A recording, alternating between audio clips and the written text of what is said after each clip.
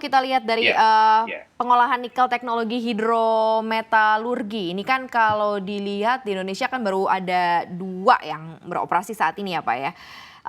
Tantangannya sebenarnya seperti iya, apa sih untuk mungkin mengembangkan teknologi ini ya, HPAL ini atau HPAL ini nih Pak Arief?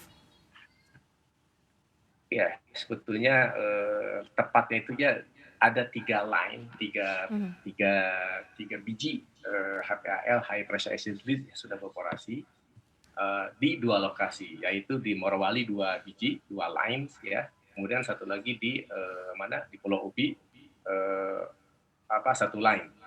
Yang di Morowali menghasilkan NHP atau nikel kobalt hidroksida, sedangkan yang di Morowali itu menghasilkan nikel kobalt hidroksida dan selangkah lagi menuju nikel sulfat.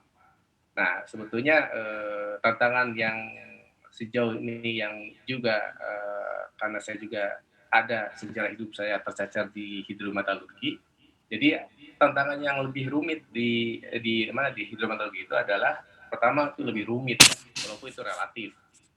Rumit bagi saya, belum tentu rumit bagi Maria kan. Rumit bagi Maria, belum tentu rumit bagi saya. Jadi Mhm, relatif lah. mhm. Tapi kira-kira secara umum yang namanya HPA ini relatif lebih rumit.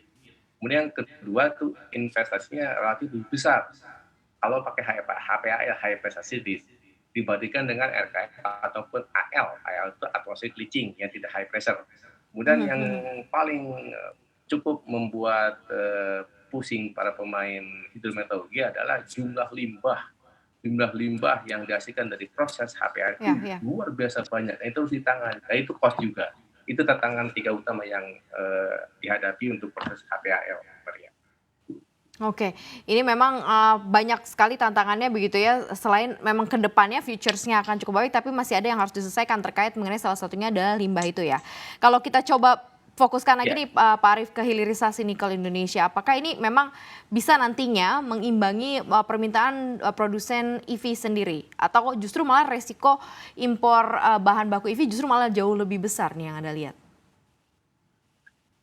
kalau tadi kalau saya terangkan di awal bahwa memang baterai, sasis dan bodi itu 67% bisa disuplai dari supply chain lokal atau rantai pasar Mhm, lokal ya.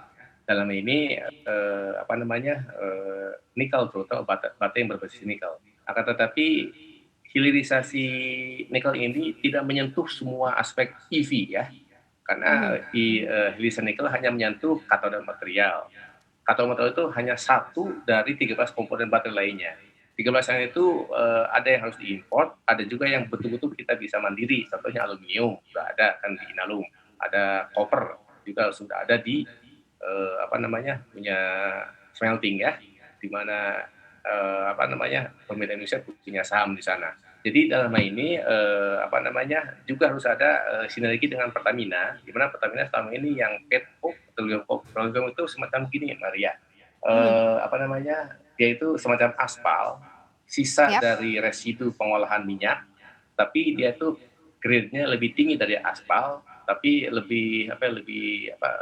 tidak tidak seperti kualitas lilin untuk kualitas minyak apalagi. Tapi Mhm, dia bisa mhm. digunakan sebagai bahan baku untuk anode material. Kalau katot material tadi kan dari nikel, berbasis nikel.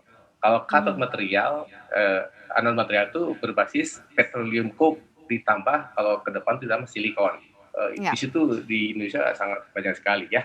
Nah, tapi kalau gini, Maria, kalau sedikit rinci tentang katot material cost, karena Mhm. katot itu porsinya 40% dari baterai cost ya. Jadi ketika kita ingin menghasilkan katot material, ya, itu yang dibutuhkan itu adalah nikel sulfat sampai Mhm. 50% cost. Kemudian kobalt sulfat 30%. Nah, itu sendiri dua-duanya sudah mencapai 63% dari katot material. Nah, adapun Mhm, mhm. litium itu kita harus impor karena di situ tidak ada litium. Nah, sepertinya di sini kita menempatkan posisi yang sangat strategis di mana kita bisa mandiri dalam hal ini walaupun kita tidak bisa 100%, paling tidak 2/3-nya Oke. bisa disuplai dari dalam negeri, Maria.